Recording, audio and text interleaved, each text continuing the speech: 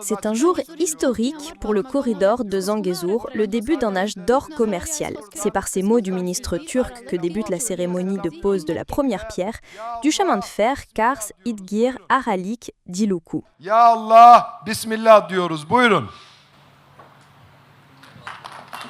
La ligne ferroviaire de 224 km sera à double voie. Elle aura une capacité annuelle de 5,5 millions de passagers et 15 millions de tonnes de fret. Pour ce projet, 5 tunnels, 10 ponts et 480 canaux seront construits. Et bien que la partie arménienne s'efforce d'éviter que la route traversant le Syunik ne soit qualifiée de corridor au niveau international, le ministre turc des Transports et des Infrastructures a utilisé ce mot à plusieurs reprises dans son discours. Il affirme que le corridor de Zangezur favorisera la paix régionale entre la Turquie, l'Azerbaïdjan et l'Arménie. Nous franchissons l'une des étapes les plus concrètes pour la réalisation du corridor de Zangezur, qui aura un impact non seulement sur l'avenir de la Turquie, mais aussi sur celui de tout le Caucase du Sud et de l'Eurasie. Ce projet est une feuille de route pour la paix et la prospérité internationale.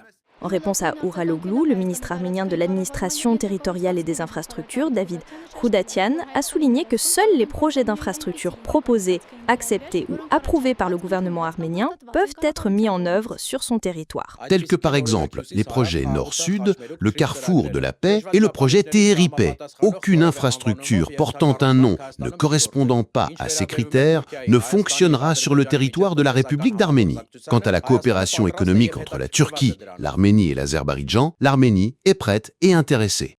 Le ministre turc qualifie ce chemin de fer estimé à 2,4 milliards d'euros de début d'un âge d'or pour le commerce mondial, en particulier pour les pays participant au corridor médian. La partie turque lie ce projet non seulement à la coopération économique dans le Caucase du Sud, mais aussi à l'ouverture des frontières et à la normalisation des relations diplomatiques. Un message du président Erdogan a été lu lors de la cérémonie. Il a souhaité que l'ouverture de la ligne soit bénéfique et qu'elle relie la Turquie, le Nakhitchevan et l'Azerbaïdjan. Il est probable qu'un tronçon de cette ligne de 224 km passe par Megri. Derrière moi se trouve la voie ferrée de Megri. Dans cet immense bâtiment, il y a plus de 30 ans, il y avait de la vie. Des trains transportaient des passagers et des marchandises vers différentes parties de l'Union des républiques socialistes soviétiques. Elle a été construite en 1943.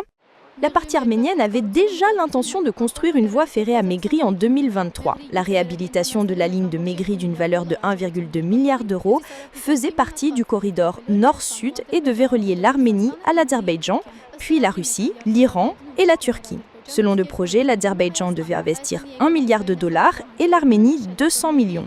Le ministre arménien de l'économie Vahan Kerobian avait noté que la restauration de la section de Megri serait particulièrement coûteuse car les anciens rails avaient été entièrement démantelés pour construire une route à la place. Ce projet n'a jamais été réalisé. Le Premier ministre Nicole Pachinian avait déclaré lors d'une conférence de presse en juillet de cette année « Il est très surprenant pour moi qu'il y ait des forces et des gens qui essaient de présenter la réouverture du chemin de fer à travers le territoire de la République d'Arménie comme une tragédie.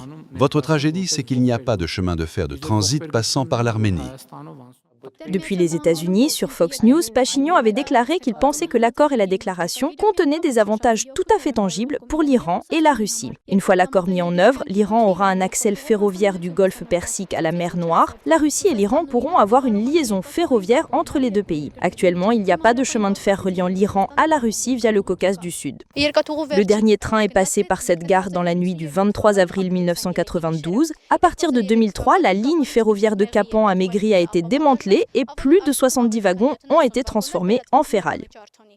La voie ferrée dans la construction a débuté aujourd'hui en Turquie. Remplacera-t-elle cette ferraille par du neuf ? La réponse viendra dans 4 ou 5 ans. C'est le temps nécessaire, selon la partie turque, pour que ce projet démarre. L'Arménie, de son côté, a rappelé la nécessité d'ouvrir le chemin de fer Gjumri-Kars, que la Turquie maintient fermé depuis 1992.